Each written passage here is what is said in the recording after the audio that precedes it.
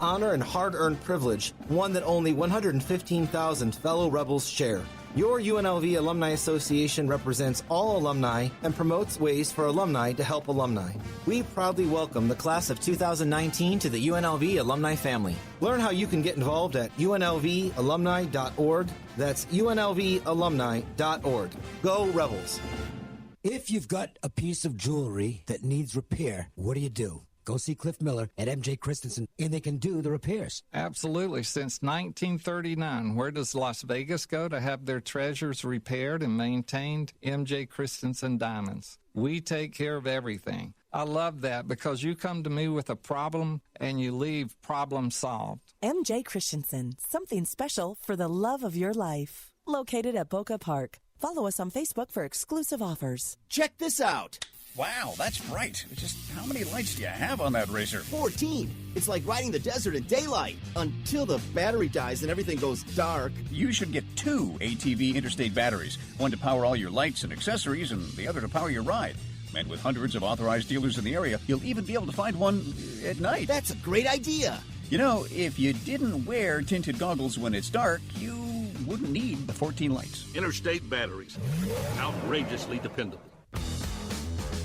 Listen up, Vegas. Are you tired of seeing those ugly swirl marks on your car, truck, motorcycle, or classic car? Reflections Detail is the only one in town to offer the best ceramic coating protection, protective film, and much more. Call them today at 702-444-4185. That's 702-444-4185. Also, check them out on Instagram at Reflections Detail.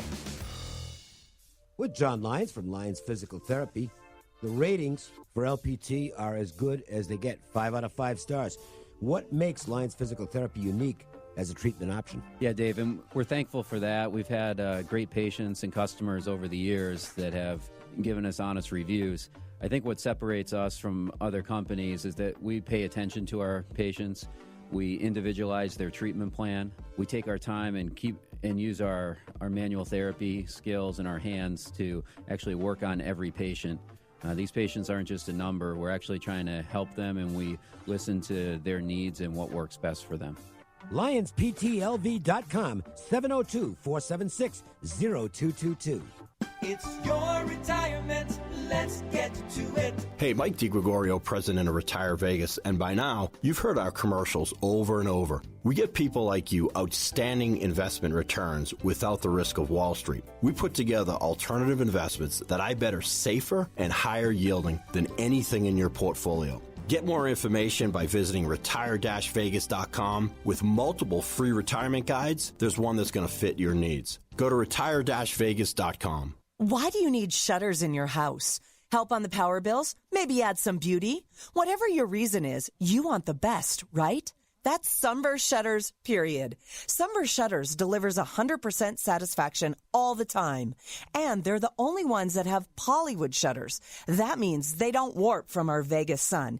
You know, I hate it when the others get that burned look on them, or they wear out quick. It's awful. Polywood shutters last forever, and they're made in the USA. You can only get them at Sunburst Shutters, and they always look new, and they're easy to clean. Sunburst Shutters gives you the most light, privacy, and temperature control of any window treatment. So whether it's the kitchen, living room, or bedroom, Sunburst Shutters has what you're looking for. Sunburst Shutters is locally owned and operated. Check them out online at sunburstshutterslasvegas.com and play around in the idea gallery to see what fits your style. It's amazing, and it's all at sunburstshutterslasvegas.com. Hello, friends. This is Thomas Johnson from Joe's Seafood Prime Steak and Stone Crab. Need a great idea for lunch or dinner? Your best bet is Joe's, one of the most popular dining destinations on the Strip. Joe's provides the ideal setting for private parties with accommodations for up to 150 guests. Stop by to see us at the Forum Shops at Caesars and ask for Thomas Johnson, your maitre d'. Quick scoreboard update before we get to the angle of the day in tonight's action. The Pirates are leading the Reds 7-1, and that's in the bottom of the 8th. The Reds are threatening to add a little something, but they've got a long way to go to catch up, even against the Pittsburgh bullpen. The Angels leading the A's 3-1. And Teddy, we talked about this off the air. I just flat out missed the boat on this one. Daniel Mengden was slated as the starter for Oakland, and I kind of just crossed the game off. I thought, Canning versus Mengden, pretty even matchup. Then Liam Hendricks gets announced as the opener for the Oakland A's. Well, that's fine, but Liam Hendricks threw 33 pitches last night. Yeah, not 12, Yeah. not 16, 33. How is he being used as the opener by Bob Melvin? It was a really bad move, and he paid for it. Mengden gave up 2 runs in that first inning, and they haven't made up those runs yet. It's 3-1 Angels in the top of the 6th inning. The Mariners have gone up on the Rangers. Texas did have the early lead, 3-0 in the first, but now it's Seattle 4-3 in the 6th. But the Rangers are threatening with 2 on and 1 out. And earlier today, James Paxton comes off the injured list and looks exactly like James Paxton as he dominates the Padres. Man. He was sensational. 7-0, easy win for the Yankees. Yeah. So here's our MLB system. And this is a system play for the angle of the day today. And I like the system play so much better than the team stuff. So do I. Yeah. I think the team stuff is pretty random. This may not be. Well, there's something to this, okay? The system is you play against any underdog of plus 150 or higher off a 1-run loss. So here's a team that's a little bit outclassed, and they're coming off a game in which they almost did it last night but didn't. Well, so far this season, 26-6 playing against those teams, plus 14.6 units because you're going to lose more than a unit and a half every time you lose. And the key is they didn't have to be plus 150 dogs the prior night. It's plus 150 dogs for this today. Game. Yes, exactly. So since the start of 2018, we're talking 134 and 51 plus 32.8 units. Again, this is a unit at a time. And since 2014, 432 and 167 plus 109.1 units. It's shown a profit every year since 2012. And we're going to tell you about the team that qualifies today, right now, in the MJ Christensen 4-at-4. 1, 2, 3 into the 4. Put them 4s up. Put the 4s up, I said. Do it right now. Tonight's action is just around the bend, and the guys want to get your night off to a great start. 4. It's the Las Vegas Sportsline's 4-at-4. Not 1, not 2, not 3, but 4. Unbelievable. So we'll read the system again and then tell you where it applies today as the Cardinals take on the Phillies. Sure, you play against any underdog of plus 150 or higher off of a 1-run loss in their previous game. That's the system. Phillies beat the Cardinals by 1 run last night. They did. Cardinals are now more than plus 150. They are. So the play would be the Phillies. Yes, lay the chalk with Philadelphia, minus 165. It's getting bet up a little bit. It's minus 170 in some spots right now, but that's the chalk you're supposed to lay to follow this angle that has been profitable, again, every season since 2012, courtesy of Ralph Michaels. Now, looking at that game a little deeper, Aaron Nola was at a spotty 2019. Nola's overall analytics really aren't that good this year. They're kind of league average. He is showing signs of getting closer to being Aaron Nola. He will be opposed by a first-time starter, debuting Southpaw Cabrera, who has one of the more violent, and if you've YouTubed him to see what he looks like pitching, he has an extremely violent motion. Okay, I mean, this is a max-effort guy. Ball does not always go where it's supposed to go. He has control issues, but first-time starters can be hell on the opponent. Who haven't seen them, you saw 2 good examples of that last night. Zach Plesac was very effective for the Indians against the Red Sox, and the kid from Milwaukee, and I'm blanking out on his name. I'm sorry, I'm blanking out on the kid's name who pitched for the Brewers last night. The rookie. I was actually looking at something else, but give me 1 second. Pitched for the Twins, I should say. Yeah, it's just weird because I've been talking about nothing but the kid for 2 days now, and now I can't think of his name. But anyway, he was brilliant last night. 6 innings, shutout ball for Minnesota, and the Twins eventually won the game. Smeltzer. Yeah, Smeltzer you're talking Devin about. Smeltzer. Great story, by the way. Absolutely amazing story. Devin Smeltzer was diagnosed with cancer at 9. 9 years old. Man, that's tough. While his folks and friends were trying to inspire him, he was a big baseball fan, his favorite team of the Phillies. He grew up in New Jersey. And there's some old video of him meeting Chase Utley, who was his favorite player. And Utley was an inspiration to him. And here's a kid who was, who knows if he's going to make it at 9 years old, pitching in the major leagues. It's a heck of a story. It's a great story, and he's doing a lot to raise funds to beat cancer.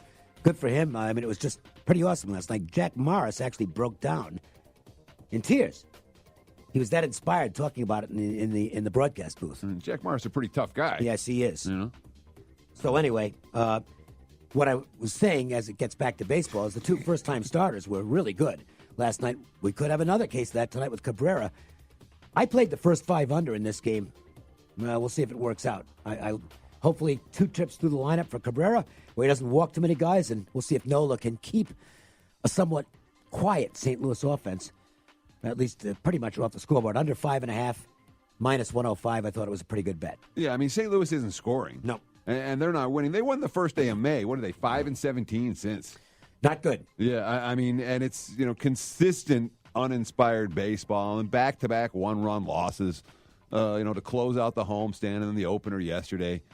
I'm just not excited about putting money on St. Louis right now, although, it's not like you're getting a great bargain with Nola. No. That's only going to look. No, but it does fit that system. The Rangers have gone back ahead of the Mariners 5-4 in the top of the 6th inning, by the way. Also, tonight we've got the Giants and Marlins matching up with Madison Bumgarner, still with the Giants.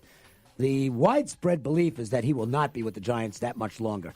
He might end up back there to end his career, but he's probably going someplace else to a team that has a chance to contend, and the Giants need some prospects. But he'll be on the mound against the prospect-laden Miami Marlins tonight. And the Marlins actually played some good ball over the last week or so. They did, lose 3 in a row to Washington. But outside of that, these have been high times for the Marlins. They put double digits on the board last night, and they've got the talented young Pablo Lopez on the mound tonight. He's had a couple of really bad starts, but when Lopez is right, he's proving to be a tough customer. Yeah, Miami's 8-3 in their last 11 games. Not bad. All right, which is as good a streak as they've had by far all season. They do have the weakest home field advantage in the National League. Last night's win was their 10th, but the fact that they blew out the Giants yesterday, it stood out to me because before that game, Bruce Bochy was talking about, the series that they just had against Arizona. Yep. And his quote was, "That was our worst series of the year. I can't remember when we had 3 consecutive games with the kind of baseball we just played. This upcoming road trip, I hope it brings the guys together and we get back to playing the kind of ball we need to play." And then they come out last night in a complete no-show. That's a red flag. They had a day off and they're supposed to be coming, and instead they got bombed. So they have been winning for Bumgarner, though. 4 of his last 5 starts have been Giants victories. We had the rare down 3 in the 9th inning comeback last night as the Indians put a 5 spot up against the Red Sox bullpen and came from behind to get a 7-5 victory. They'll send Shane Bieber to the mound tonight, who's missing a lot of bats. He might only have basically a 2-pitch arsenal, but he's been throwing it so well, it's working out for him. Some of his analytics indicate that there's a regression coming, but you hate jumping in before those regressions happen because you can go 3 and 4 starts and say, well, he's supposed to go backwards, and your money goes backwards because you're betting on the come rather than what's actually taking place. The Red Sox will send Weber to the mound. Ryan Weber tops out at about 89. If he's got his command as he did in his first start this season, last time out, he was great.